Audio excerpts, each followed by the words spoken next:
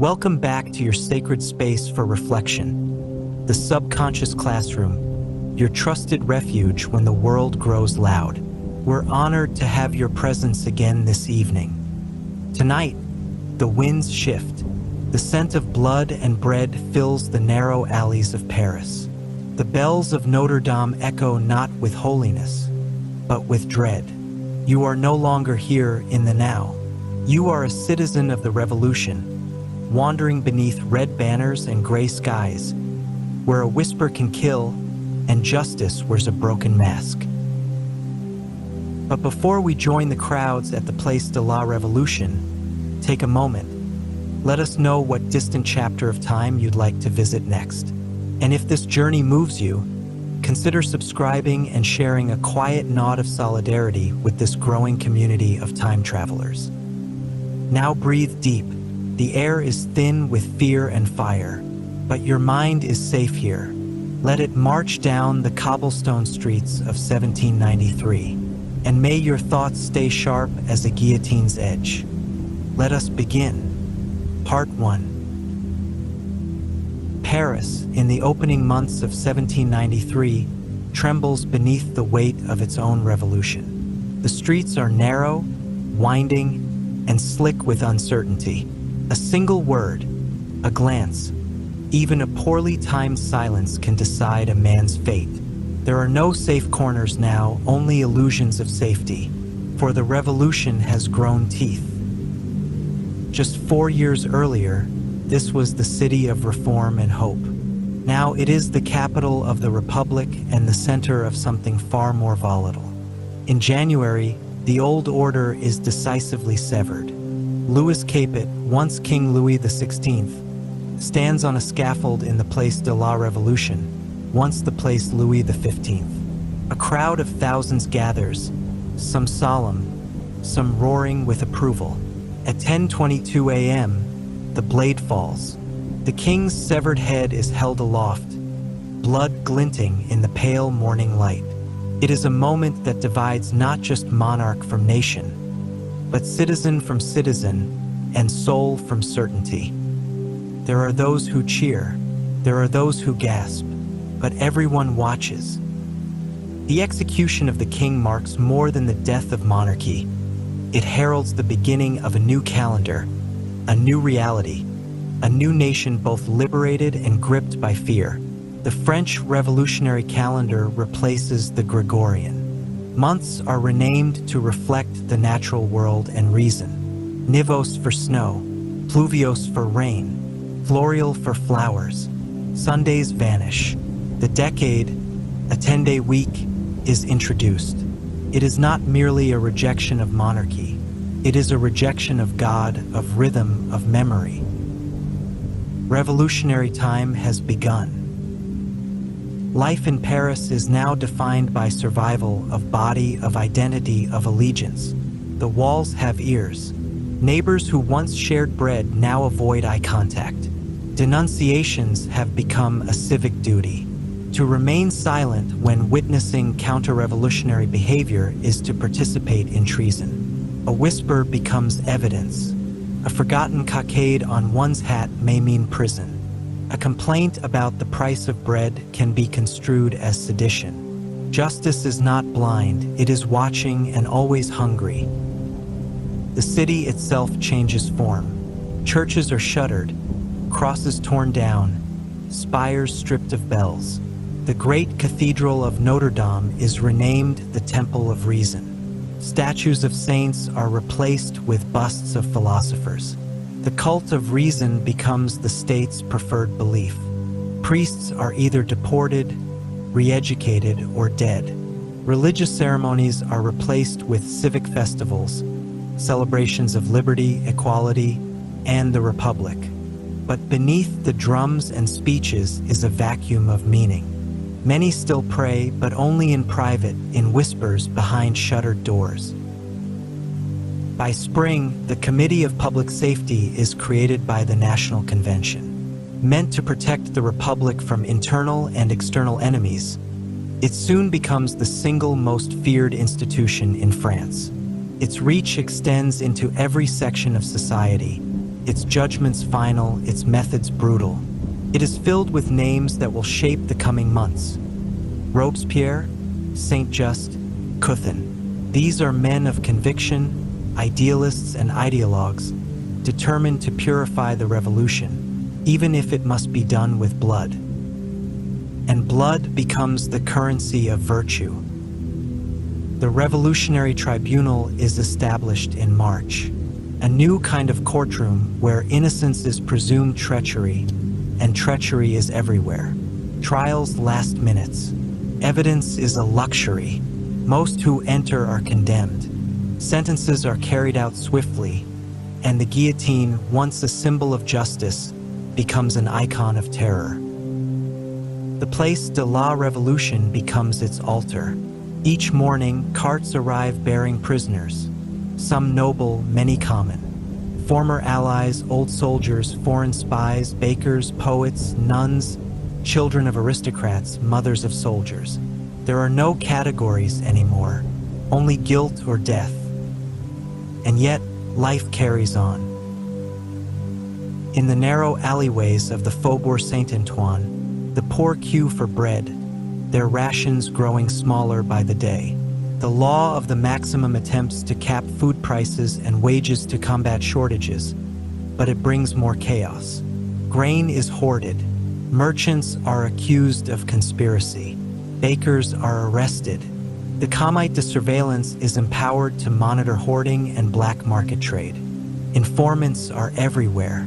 Those who profit are labeled enemies of the people. Those who protest are called counter-revolutionaries.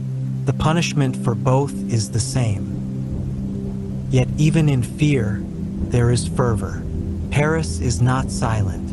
It is filled with song, with speeches, with pamphlets flying from every corner of the city. Coffee houses buzz with orators. Street corners fill with debates. Every wall is papered with proclamations, denunciations, revolutionary poetry, lists of those executed, new laws and calls to arms. The written word has become a weapon. To write is to fight. To read is to choose a side. Children recite the Declaration of the Rights of Man in classrooms. Young boys drill with wooden muskets. Girls are renamed for liberty and virtue. Family names are changed to sever ties to feudal lineage. No longer de la Fontaine, now simply Fontaine. Names like Royal, Capet, Bourbon are erased from signs and records. Paris is reshaping itself not only in governance, but in identity. Fashion changes too. Silk is dangerous.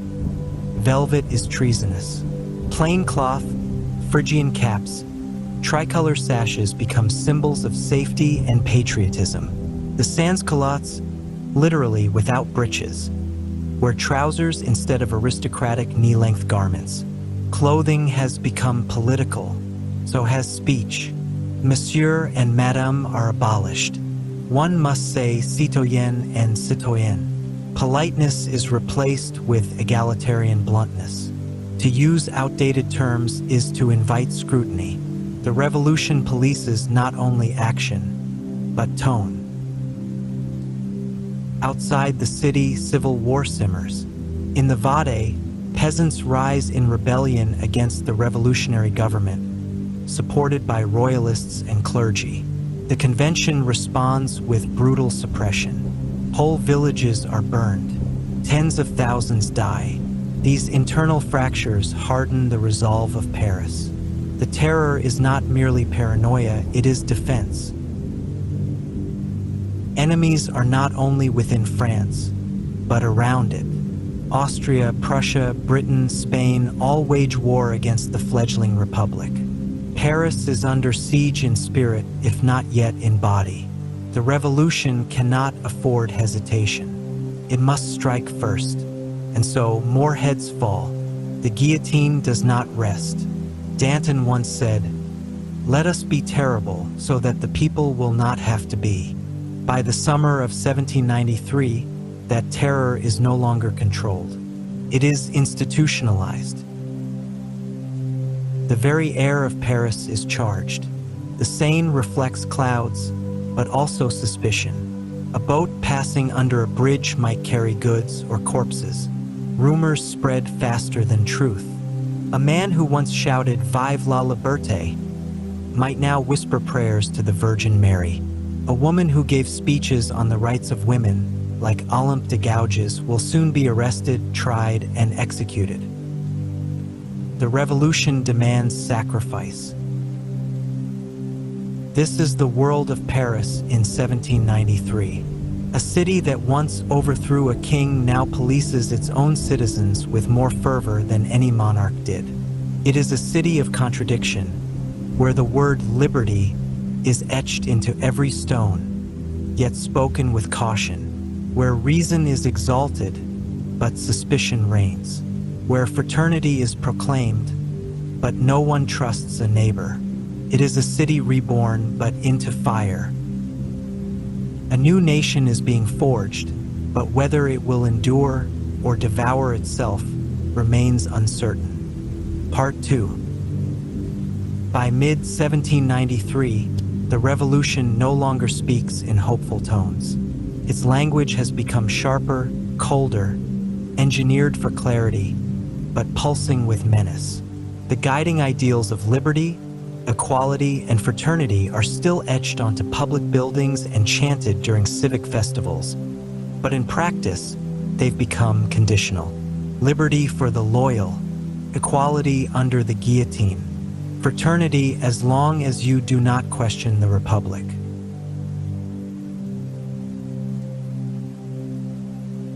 At the heart of this transformation stands the Committee of Public Safety, a 12-member body that becomes the Republic's executive in all but name.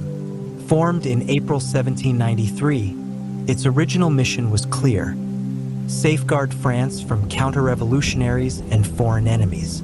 But under men like Maximilien Robespierre, Georges Couthon, and Louis-Antoine de Saint-Just, the committee evolves into something more powerful and more terrifying. It is the state's brain, its conscience, and its executioner. Robespierre, once known as the Incorruptible for his moral rigor, now wields that purity like a blade. He argues that virtue and terror are not opposites, but partners.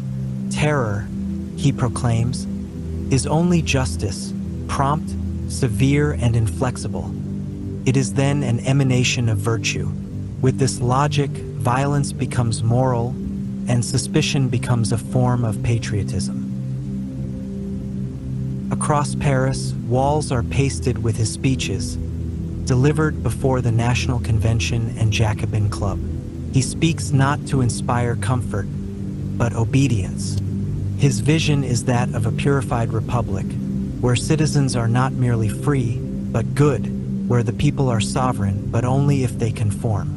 The people must not only support the revolution, they must embody it. The streets respond.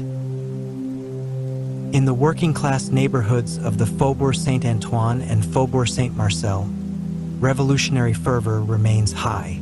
These quarters, hotbeds of popular agitation since the storming of the Bastille, still host their sections. The local assemblies of citizens that vote on laws, draft petitions, and discuss neighborhood concerns. But these sections are increasingly infiltrated by spies and agents. The language changes. Debates give way to denunciations. A suspicious phrase, a raised eyebrow during a speech, these become causes for investigation. The Committee of General Security, a parallel institution to the Committee of Public Safety, oversees internal policing. It maintains networks of informants, investigates so-called suspects, and manages prisons overflowing with accused enemies of the Republic. There are more than 40 prisons in Paris, and they are packed. Nobles, clergy, foreign nationals, political moderates, and even once ardent revolutionaries now caught in the shifting tide. Inside these jails, such as the Conciergerie, the Luxembourg, or the Abbaye, prisoners await judgment, often for weeks or months. But when judgment comes, it is swift. The Revolutionary Tribunal, led by uncompromising judges like Fouquier-Tinville, delivers sentences quickly. The trial is a formality. Defense is permitted but rarely successful. A guilty verdict leads to execution. An acquittal does not guarantee safety. Many are rearrested within days. Meanwhile, outside, the economy buckles under the strain of war and scarcity. France is surrounded by enemies. Austria, Prussia, Spain, and Britain all threaten its borders. The war consumes resources, men, and attention. The levy en masse, a mass conscription decree, calls for all able-bodied citizens to serve in the army. Blacksmiths forge weapons. Seamstresses sew uniforms. Bells are melted into cannons. Even children contribute, gathering scraps or chanting slogans to encourage soldiers. The law of suspects, passed in September 1793, expands the definition of treason to nearly anyone. It permits arrest for those who, either by their conduct, contacts, words, or writings, have shown themselves partisans of tyranny or federalism and enemies of liberty. In practice, this means everyone is vulnerable. Anyone can be accused. Anyone can be imprisoned. Anyone can be killed. Citizens become extremely cautious. Public conversations grow shorter, vaguer. Even in private, people speak in code. A laugh at the wrong time, a forgotten tricolor ribbon, an old family crest carved above a doorframe, these become red flags. People burn letters, hide portraits, destroy family Bibles. The past becomes a liability. And yet, the revolution insists on being celebrated. In October 1793, the convention introduces a series of civic festivals to replace religious holidays. On the 10th day of each decade, now the rest day, replacing Sunday, citizens gather to commemorate reason, the Republic, or martyrs of the Revolution. Children carry flowers. Speeches are delivered in public squares. The Statue of Liberty is decorated with ribbons. Choirs sing the Marseillaise, now the national anthem. Attendance is not mandatory by law, but absence is noted. The cult of reason becomes state policy, replacing Catholicism with a deistic, rationalist faith. Churches are stripped of icons. Priests who do not swear loyalty to the Republic are declared enemies. Some are guillotined, others flee. The Church of Saint Roch, Saint Sulpice, even the Notre Dame Cathedral itself, are all repurposed for secular use. In November, a festival of reason is held in Notre Dame. A half-naked woman, symbolizing reason, is enthroned on the altar. It is blasphemy to some, liberation to others. But even these spectacles carry danger. Applaud too little and you're suspected. Cheer too loudly, and someone may wonder if you're hiding guilt behind enthusiasm. People perform their devotion like actors in a tragedy they cannot escape. The economic strain worsens. The assignat, the revolutionary currency backed by confiscated church lands, continues to lose value. Inflation spirals. A loaf of bread that cost 2 sous in 1790 might cost 20 or more by late 1793. The law of the maximum is reinforced, punishing anyone who charges above fixed prices. Markets become tense battlegrounds. Fistfights break out over food. Merchants vanish overnight, arrested or executed. Hunger becomes as political as ideology. Still, Paris is not all terror and rationing. For the very young, this is the only world they've ever known. Children grow up reciting revolutionary catechisms instead of the Lord's Prayer. What is your duty as a citizen? To obey the laws of the Republic and to die for liberty if necessary. These are not theoretical statements, they are daily realities. Art too transforms. Painters once favored mythological or religious themes. Now, They depict scenes of sacrifice, civic virtue, and revolutionary martyrdom. Musicians compose patriotic hymns. Plays extol Republican heroes. The arts become a tool of indoctrination, but also of catharsis. The revolution must be seen, sung, painted. If it is to survive, it must be felt. The city pulses with paradox. It is vibrant, but under siege. Loud, yet muffled by fear. Brilliant with color, tricolor flags, banners, uniforms, but shadowed by suspicion. Even laughter, that final refuge of sanity, becomes scarce. Jokes are dangerous. Irony is lethal. The revolution demands sincerity, and it demands it with a knife at the throat. As the autumn of 1793 deepens, a grim realization settles in. The revolution no longer defends itself from tyranny, it enacts it. But to say so is treason, and so Paris learns to walk a line that narrows by the day. One misstep and the revolution will come for you too. Part 3. By late 1793, the revolution has grown ravenous.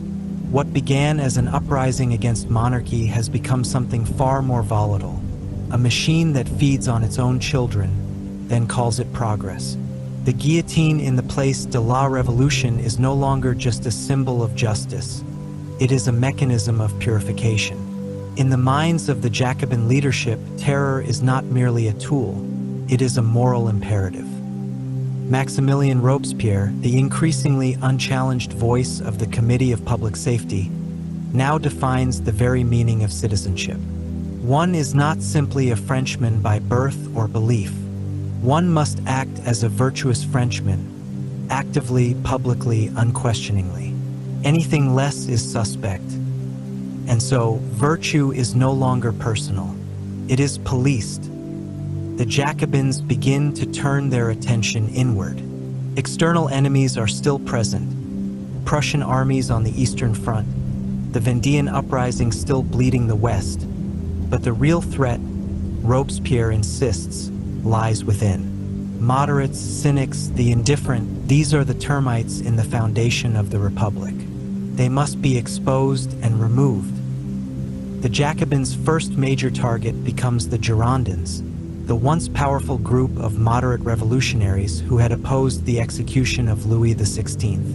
Though many have already fled Paris or been expelled from the convention, 21 of them remain under house arrest. In October, they are brought before the Revolutionary Tribunal. The trial is swift. The verdict is death.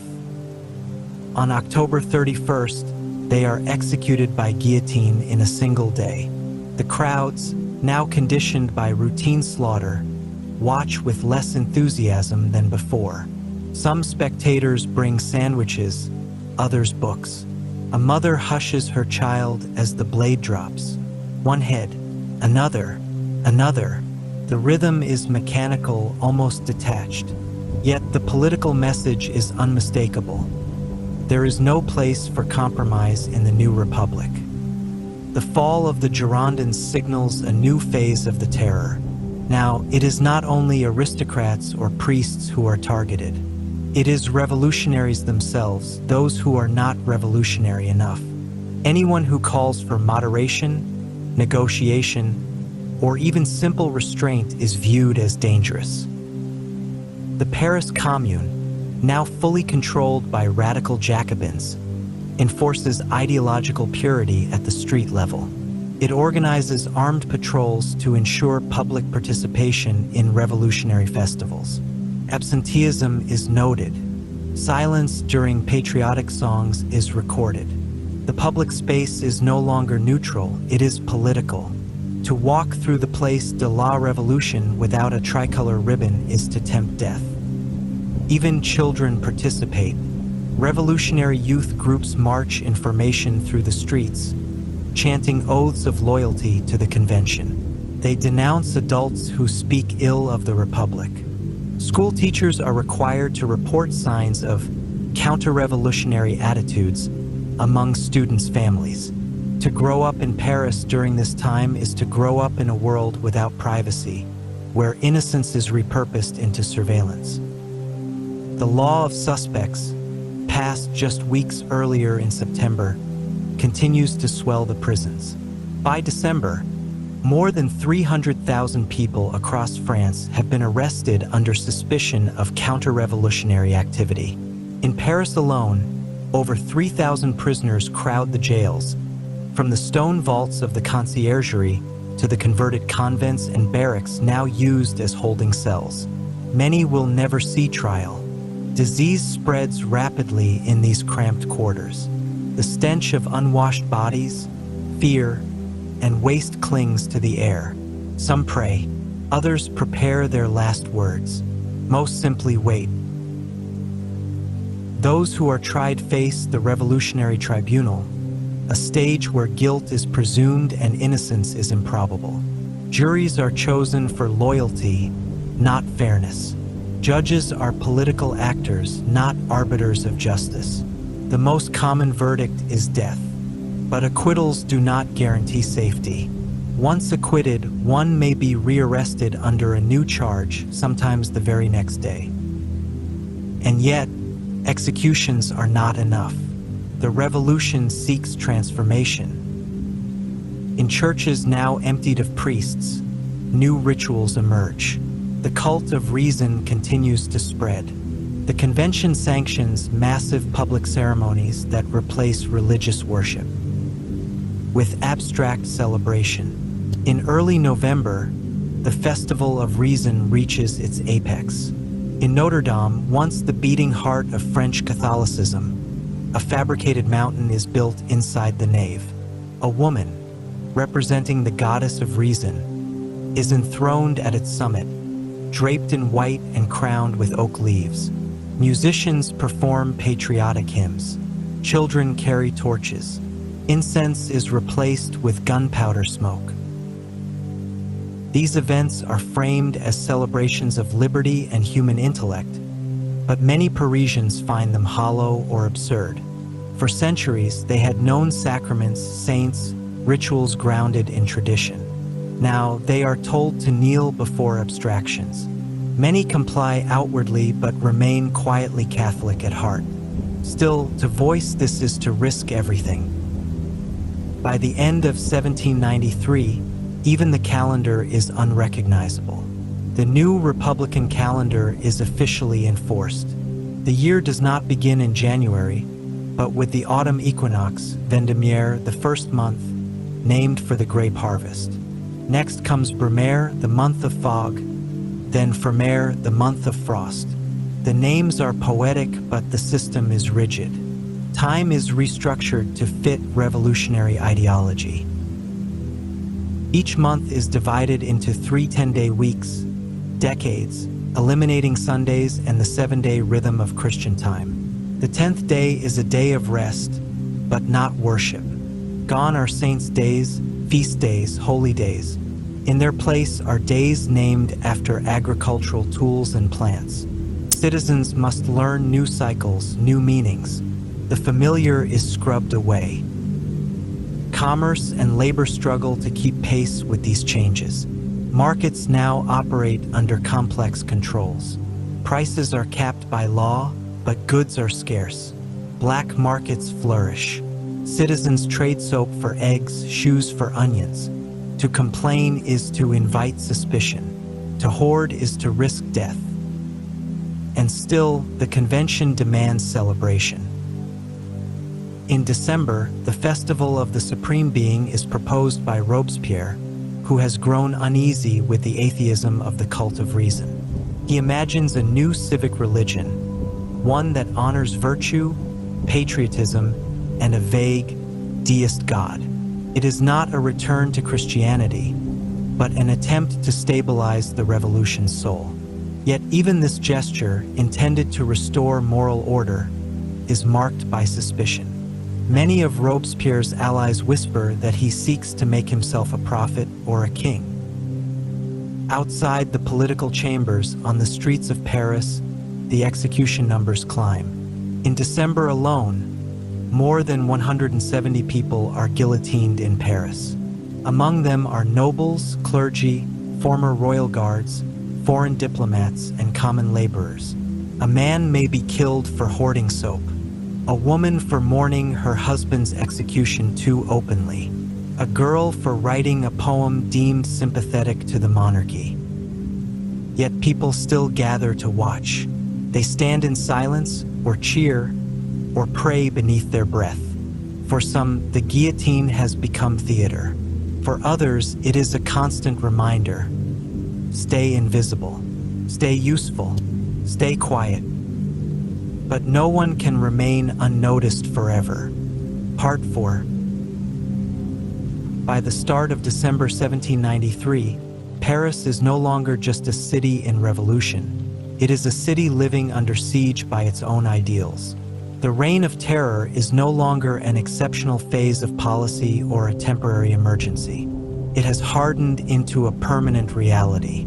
The guillotine, courts, and surveillance committees are no longer dramatic interventions. They are now simply how the Republic governs. The rhythm of the city has changed. Public executions are so frequent they barely stir comment. The streets between the Conciergerie and Place de la Révolution are worn smooth by the wheels of death carts. Residents along the route have learned to keep shutters drawn. Children no longer flinch at the crack of the blade. They've grown up with it. In a republic obsessed with civic virtue, even joy is regulated. The revolution demands constant emotional labor. Celebrate freedom, denounce tyranny, weep for martyrs, cheer for executions. A man who fails to display the proper enthusiasm risks a denunciation. A woman who wears mourning clothes for too long is suspected of royalist sympathies. The line between personal grief and political subversion no longer exists. At the core of this social transformation is the law of suspects, passed in September but increasingly enforced. Under its authority, anyone who is notoriously indifferent to the revolution may be arrested. That includes the pious, the silent, the exhausted. The law does not require proof, just an impression, a gesture, a comment overheard in passing. By winter, prisons overflow with the accused. The Conciergerie alone holds hundreds awaiting trial, many for weeks, others for months. Conditions are abysmal. Damp stone walls, straw-covered floors, the stench of decay and despair. Food is minimal. Disease spreads quickly. But what breaks most inmates is not the cold or hunger. It's the uncertainty. No one knows when their name will be called. And once it is, the trial is often a matter of hours. The sentence is death. The Revolutionary Tribunal, created in March, has become the most feared institution in Paris. It operates daily, with new batches of accused passed through in assembly line fashion. The court's president, judges, and juries are chosen for loyalty, not fairness. The verdict is nearly always the same. Once the prosecution speaks, the rest is ritual. The names passing through the courtrooms are increasingly diverse. Nobles, yes, but also artists, farmers, midwives, shoemakers, schoolteachers. Even revolutionaries who once stood at the barricades are now branded traitors for expressing hesitation. The revolution no longer protects its own, feeds on them. Meanwhile, Paris is being stripped of its past. Church bells are silenced. Religious icons are removed. The Christian calendar, deeply embedded in French life for over a millennium, is discarded. The convention replaces it with the French Republican calendar, a reimagining of time itself. The year now begins not in January, but in Vendémiaire, named for the grape harvest. It is followed by Brumaire, the month of mist, and Fermaire, the month of frost. The weeks are restructured into decades, 10-day units with only one day of rest. Sunday, long the anchor of social and spiritual life, is erased. Each day is renamed. Gone are saints' days, feast days, holy days. In their place are days named after agricultural tools, flowers, minerals. Time itself is secularized, revolutionized. It is a symbolic gesture, but also a deeply practical disruption. Farmers are confused. Merchants struggle to adjust their books. The rhythms of labor, worship, and rest are all misaligned. Religious practice, long central to French identity, is outlawed in practice if not in name. Priests who refuse to swear allegiance to the Republic are deported, imprisoned, or executed. Churches are shuttered, desecrated, or converted into temples of reason. In Notre Dame, once the spiritual heart of Paris, a festival of reason is staged. A fabricated mountain is built inside the cathedral. Atop it, a woman dressed in white, symbolizing reason, is crowned and worshipped. To the convention, these festivals are triumphs of humanism. But to many Parisians, they are disorienting. They remember baptisms, funerals, weddings in these spaces. Now they are asked to applaud symbolic volcanoes and abstract allegories. Some go along with it. Others stay home and pray in secret. Even language is cleansed. Monsieur and Madame are replaced by the neutral citoyen and citoyenne. Vous, the formal pronoun, falls out of use in favor of the egalitarian tu. Aristocratic titles are banned. Last names are simplified. Personal identity is flattened into civic identity. Meanwhile, economic strain deepens. The assignat, France's paper currency, is in freefall. Inflation has gutted its value. Bread is scarce. Soap is a luxury. Citizens wait in long lines for basic goods, only to find shelves empty. Price controls backfire. Merchants hoard or go underground. The black market thrives. So does theft. Still, the revolution demands optimism. Citizens are instructed to display national flags, to sing the Marseillaise, to participate in civic festivals. Absence is noted. A lack of cheerfulness is suspect. Cultural life conforms. Theaters stage only patriotic dramas. Poets write odes to the Republic. Artists paint allegories of liberty and revolutionary justice. Musicians compose hymns to martyrs. The freedom to create is replaced by the obligation to contribute. Even children's games are repurposed. Mock tribunals, patriotic songs, toy guillotines. The home is no refuge. Surveillance committees are everywhere. Apartment buildings hold nightly meetings to ensure political compliance. Denunciations, anonymous or coerced, rise sharply.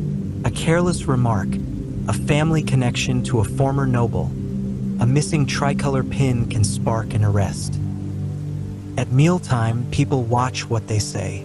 Conversations begin with ritual praise for the Republic. Jokes are told only with care. Visitors are vetted. Curtains are drawn. Neighbors listen. Yet in all this, the revolution still claims to speak for the people. And many believe it. They believe because they fear not to. Or they believe because they have lost too much not to justify it. Or they believe truly that only through this fire can a new France be born. But beneath the slogans and executions, something is shifting. The terror is devouring not only the enemies of the Republic, but its builders. Moderates are gone. Girondins executed. Hebertists arrested. Even voices of restraint, like Danton, are being watched. No one is too valuable. No past loyalty is protection. The revolution is closing in on itself. And Paris feels it. Not in revolt, there are no open rebellions in the capital, but in the way people move, in the way windows close, in the way applause fades slightly at the latest execution. The question that no one dares ask is becoming louder in every mind. If this is virtue, how much more of it can we survive? Part 5. As the final weeks of 1793 blur into the freezing grip of a Parisian winter, the air thickens with more than just the cold. It is soaked in dread, in fatigue, in the metallic scent of death and the ash of revolutionaries consumed by their own fire. The reign of terror has not reached its peak, but the people can already feel it approaching. What was once a political campaign has become a way of life. In the minds of many Parisians, the guillotine no longer marks exceptional punishment. It defines the rhythm of the Republic. It is both final and mundane. Its creaking wooden platform, the thud of falling heads, the shuffle of the Sanson executioners in their red vests. These are now part of the city's soundscape, as familiar as the church bells that once ruled time. The Committee of Public Safety, led by Robespierre, grows more severe in its demands. What began as a response to threats, foreign monarchies, domestic uprisings, economic turmoil, has morphed into a dogma of purification. The idea is no longer just to protect the Republic, but to perfect it, to purge it of any imperfection. And imperfection, in Robespierre's eyes, is anything less than full revolutionary virtue. There is no room for apathy. Neutrality is treason. Silence is interpreted as betrayal. One must speak, and speak the right words with the right tone at the right time. The public square becomes a stage, and each citizen an actor, forced to perform loyalty under threat of annihilation. Speeches now open with affirmations of the Republic, the Convention, the guillotine, and Robespierre. Even private conversations begin with pleasantries about justice and liberty. A man seen hesitating during a toast to revolutionary martyrs might find himself on a list the next morning. There is no anonymity anymore. There is no inside voice. Even the home is not safe. The law of suspects encourages household servants to report their employers. Children are taught in school to identify anti-revolutionary behaviors. Wives report husbands. Tenants report landlords. Whole apartment buildings form surveillance committees. Windows become observation posts. Entire families vanish overnight. And yet, daily life persists, like a flower pushing up through ash. Bread must still be bought. The streets of the Marais, the Latin Quarter, and the Faubourg Saint-Antoine still bustle with quiet exchanges and cautious commerce. The assignat, France's failing revolutionary currency, continues to devalue. Goods are scarce. Soap, candles, clean water, and salt are prized. To barter is normal. To ask for too much is suspicious. Food lines snake along the Seine. Women wait in the early dawn hours with baskets clutched in their frozen hands. Some pray under their breath. Others whisper news. Every few days, a name from the neighborhood disappears from the line. Paris's prisons are now a city within a city. The Conciergerie, La Force, Saint-Pélagie, the Luxembourg, all full beyond capacity. Nobles who once hosted salons now sleep on straw beside grocers and stable boys. Inmates memorize the sounds of footsteps, knowing that when the cart arrives, someone will not return. New arrivals ask not about charges, but about trial dates. They know that once your name reaches the tribunal, your days are numbered. Inside these walls, some prisoners write memoirs, letters, last wills. Others go mad. Still others try to bargain or bribe their way out. A few succeed. Most do not. Meanwhile, outside, the public execution has become more ritual than justice. Crowds gather, not with rage or joy, but with weary resignation. Parents bring children. Vendors sell warm wine. Soldiers keep order, though few expect chaos anymore. The blade falls. Hiatsrol. People blink and move on. What once shocked the city now merely confirms it is still functioning. But Paris is beginning to show signs of emotional collapse. There are fewer spontaneous songs. The festivals are still attended, but the joy feels brittle. Revolutionary hymns echo through streets lined with shuttered homes. Civic celebrations honoring liberty, reason, and the supreme being proceed on schedule, but they have taken on the air of funerals rather than triumphs. Robespierre's influence continues to swell, though even within the Jacobin ranks, tensions fester. His personal morality, rigid, puritanical, begins to grate against former allies. He abstains from indulgence, does not drink, dresses plainly, and demands the same austerity from others. But some, like Georges Danton, once his ally, now find his idealism dangerous. Danton begins to call for moderation, an end to the executions, a return to legality. Robespierre responds not with debate, but with silence and files. His enemies are not to be confronted. They are to be documented, condemned, and erased. In early 1794, the Great Terror is approaching. Already, the Revolutionary Tribunal is expanding its capacity. New laws allow the tribunal to convict without presenting evidence, or even witnesses. Defense attorneys become obsolete. The presumption of guilt is enough. The blade, after all, is impartial. It does not care for explanations. Daily newspapers like Le Père Duchesne, published by radical firebrand Jacques Hébert, continue to stoke fury among the sans-culottes. Hébert calls for more executions, for stricter controls, for the total eradication of religion. But his extremism soon overreaches, and Robespierre takes notice. In a regime where loyalty must be absolute, even excessive zeal is suspect. By spring, both Hébertists and Dantonists, those who once led the revolution's advance, will be dead. The revolution has devoured not only its enemies, but its architects. Culture, too, is suffocating.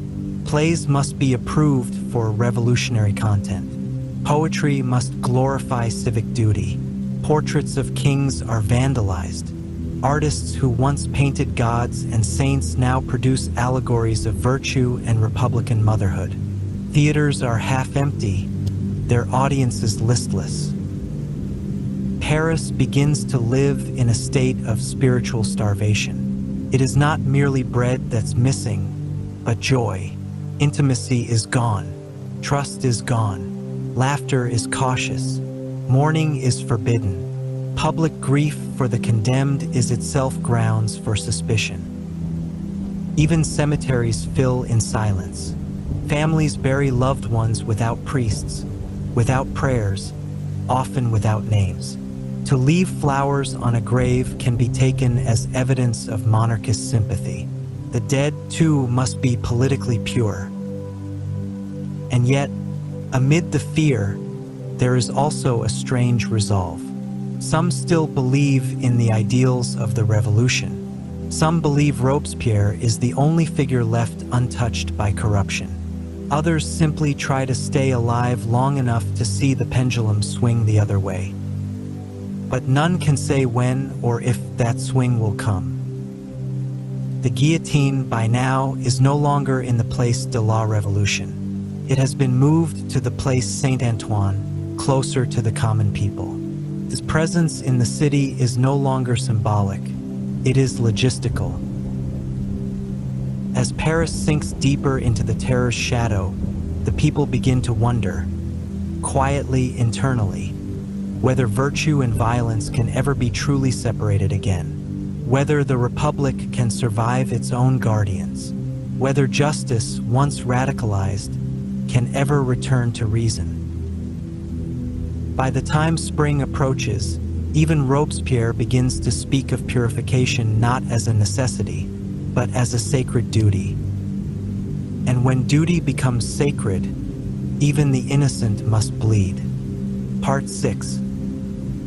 As spring blooms across the countryside in early 1794, Paris remains cold, not from the weather but from fear, a fear that has grown more refined, more organized, more inevitable. The reign of terror, now fully institutionalized, accelerates beyond all previous bounds. It no longer simply punishes dissent. It defines virtue so narrowly that almost no one fits within its lines. The guillotine operates daily. The jails are overflowing with citizens who once toasted the Republic, who once marched through the streets singing hymns to liberty, who once wore the tricolor with pride. Now they are enemies, or rather, they have been made into enemies. Their sins are often unclear, their trials abbreviated. The Committee of Public Safety has declared it is better to execute 1,000 innocents than let one traitor live. Robespierre, now more than ever the central voice of the revolution, speaks with the cadence of a prophet. His speeches are long, deliberate, almost sacred in tone. He invokes Rousseau, ancient virtue, the general will. He speaks not as a man, but as an oracle of republican purity. In June, he will deliver the line that becomes his epitaph. Terror is nothing but prompt, severe, inflexible justice. It is therefore an emanation of virtue. By now, Paris has watched Georges Danton, once the thunderous voice of the people, be dragged before the tribunal and sentenced to death. Danton, who had pleaded for an end to the executions, is now executed for not calling for more. Alongside him goes Camille Desmoulins, the journalist who once roused the people to storm the Bastille.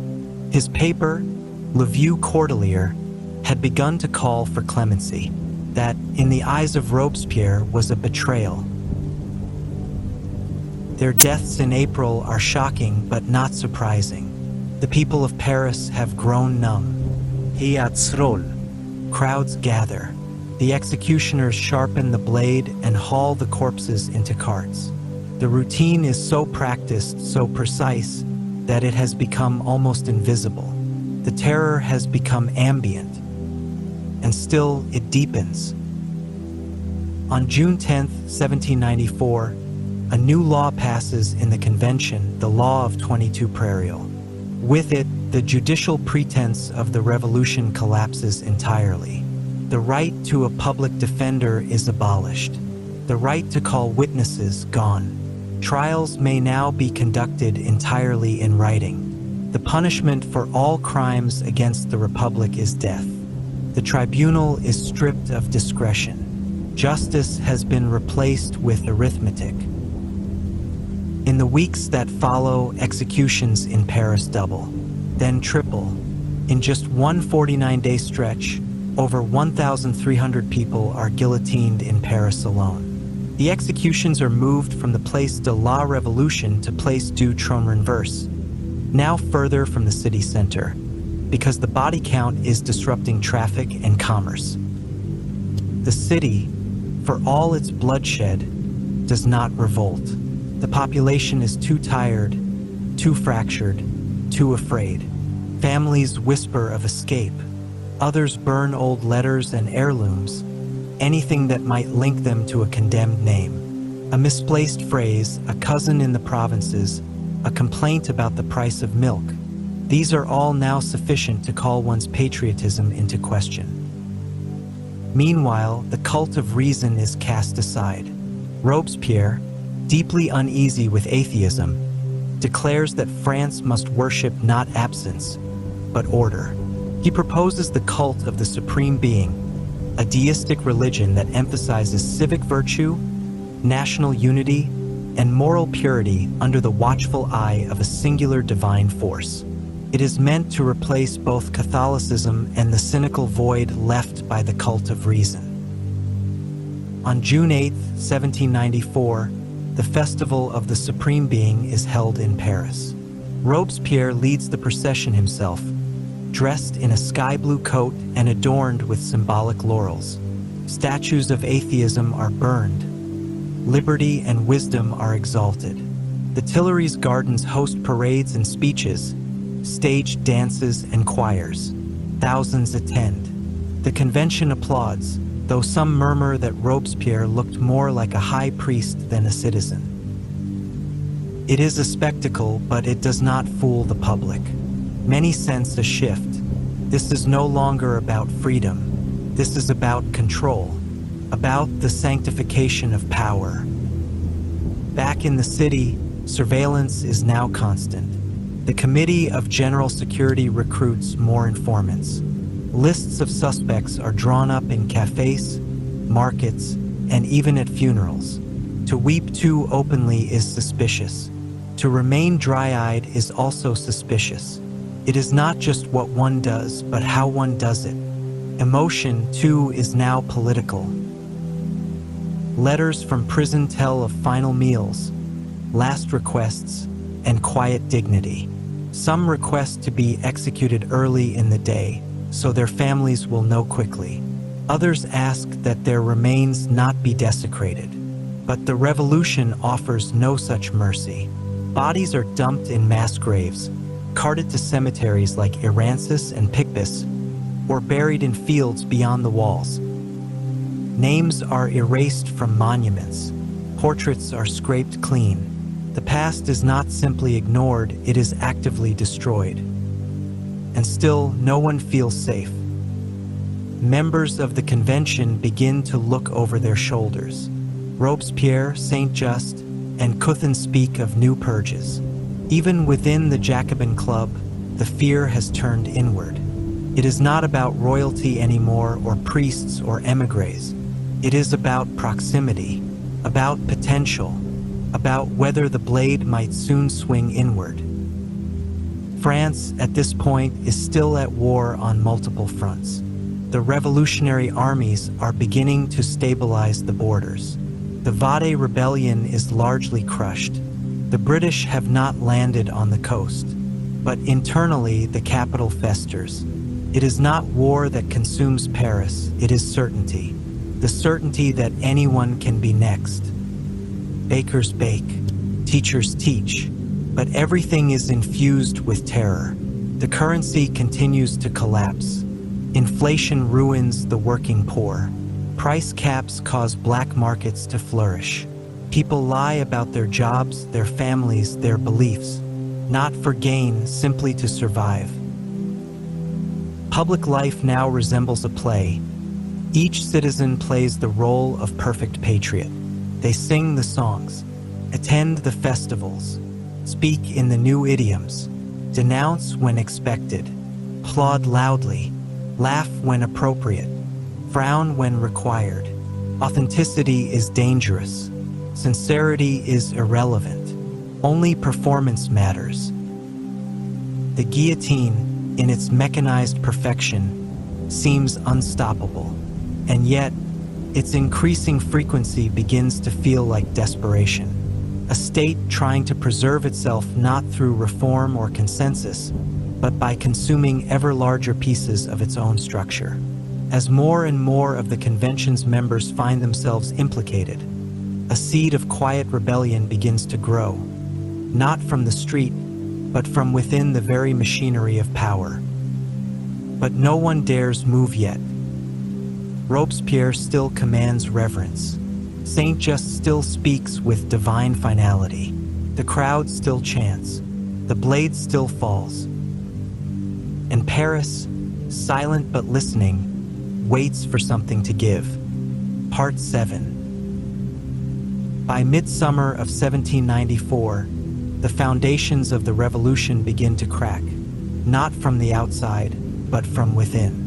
France remains at war, but its armies are no longer crumbling. The borders are holding. Victories at Fleurus and other fronts prove that France is no longer in mortal danger from monarchies abroad. The external crisis has eased. But the internal terror, deeper, more intimate, rages on. The guillotine, once a symbol of justice, has become an instrument of exhaustion. Paris bleeds daily into the gutters. Neighbors vanish. Prominent revolutionaries, once untouchable, are pulled into tribunals they once commanded. The Jacobin Club, once a crucible of idealism, now crackles with paranoia.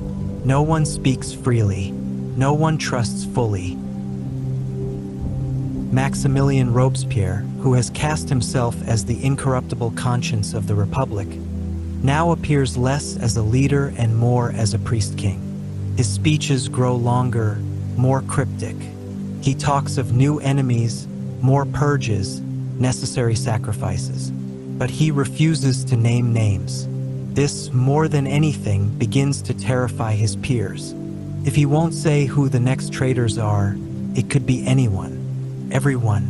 Them. Saint Just, his closest ally, speaks in a language of fatal certainty. He calls for the destruction of factions. He claims that corruption lies even within the convention. His eyes scan the chamber with judgment. Deputies begin to sweat in their seats. The revolution has become a serpent eating itself, elegantly, mercilessly. The people of Paris, meanwhile, grow weary. Markets remain bare. Inflation crushes the working poor. The Republic's calendar, its 10-day weeks, its renamed months, its civic holidays, feels increasingly disconnected from daily survival. The festival of the Supreme Being, held just weeks earlier with towering effigies and speeches in sun-drenched parks, now feels absurd. Robespierre, dressed in sky blue and leading ceremonies like a messiah, had drawn stares, not of awe but unease. Many begin to whisper, the terror must end. In the final days of July 1794, year 2 of the Republic, the pace of arrests accelerates. Robespierre has vanished from the convention for days. When he returns, his speech is vague and accusatory. He denounces unnamed traitors, hints at new purges, and refuses to explain further. The room goes silent, not out of respect, but calculation. The next day, July 27th or 9 Thermidor, members of the National Convention strike first. In a chaotic session, Robespierre tries to speak. He is shouted down. A vote passes. He and his allies, Saint Just, Couthon, and others, are declared outlaws. The spell breaks. Robespierre is arrested, escapes, is arrested again. He hides in the Hôtel de Ville with loyalists, but the people do not rise to save him. His power, built on fear, finds no footing in rebellion. He is found with a shattered jaw, perhaps self-inflicted, perhaps from a failed execution attempt. He cannot speak. He is dragged, bloodied and silent, to the guillotine. On July 28th, 10 Thermidor, Robespierre is executed without trial, along with 21 of his closest supporters. Their heads fall where thousands have fallen before them, in silence, save for the groan of the blade and the murmurs of a crowd too stunned to cheer. And with that, the terror ends, not with ceremony, but with a dull, brutal finality. The days that follow are known as the Thermidorian reaction. It is not a return to monarchy.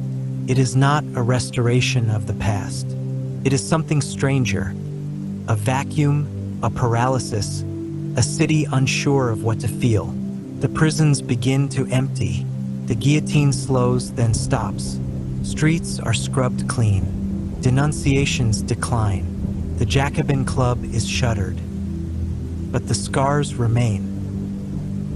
People who once cheered executions now cross themselves when passing old sites of bloodletting. Families search for graves that do not exist. Survivors of the terror whisper stories behind closed doors or not at all. The civic rituals, the chants, the endless festivals, all are quietly abandoned. Paris exhales, but it is not relief. It is mourning. The institutions of the terror are dismantled, but the trauma lingers. Children who grew up watching daily executions will never forget the rhythm of the blade.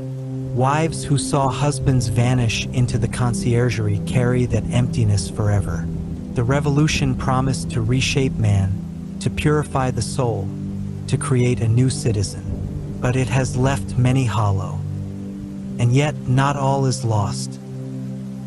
The ideals that lit the fuse in 1789, liberty, equality, fraternity, are not dead. They remain etched in stone, stitched into flags, taught in schools. But now they come with a cost. Now they are spoken not with fire, but with memory. Paris begins to rebuild. New leaders rise. Not kings, not tyrants, but bureaucrats, administrators, survivors. The convention continues, but with less noise. The language of extremism fades. The city begins to laugh again, cautiously. Theater returns. So does poetry. Painters paint not just allegories of death, but glimpses of everyday life. The arts, long suffocated by propaganda, exhale. The churches reopen slowly. Bells ring again, though fewer kneel beneath them. The calendar remains secular, but the old rhythms return in private. Citizens attend Mass quietly or hold hands in festivals that are no longer monitored by state agents. The Place de la Révolution, where the King and Queen, Danton and Desmoulins, Robespierre and thousands of others met the blade, is renamed Place de la Concorde, the Square of Harmony. It is an attempt to forget, or at least to forgive. But forgetting is not easy. The revolution has changed everything. The monarchy is gone, the nobility shattered, the church humbled, the very meaning of citizenship rewritten. For the first time in modern history, a people have attempted to build a republic not by negotiation, but by fire. And fire, once unleashed, does not discriminate. In the end, the French Revolution did not fail, but neither did it triumph unscathed. It revealed the price of ideals when unmoored from mercy. It proved that virtue, when forced, can become a weapon. It showed that even liberty can wear a mask of tyranny when clothed in fear. Paris in 1793 was not just a city of revolution, it was a crucible for the modern world. In its blood-soaked streets and silent apartments, in its festivals of reason and tribunals of death, a new era was born. Flawed, imperfect, haunted, but real. A year in revolutionary Paris was not simply a stretch of time. It was a transformation, and for those who survived it, life would never return to what it was before, nor would the world. Because history, once broken open, never truly closes.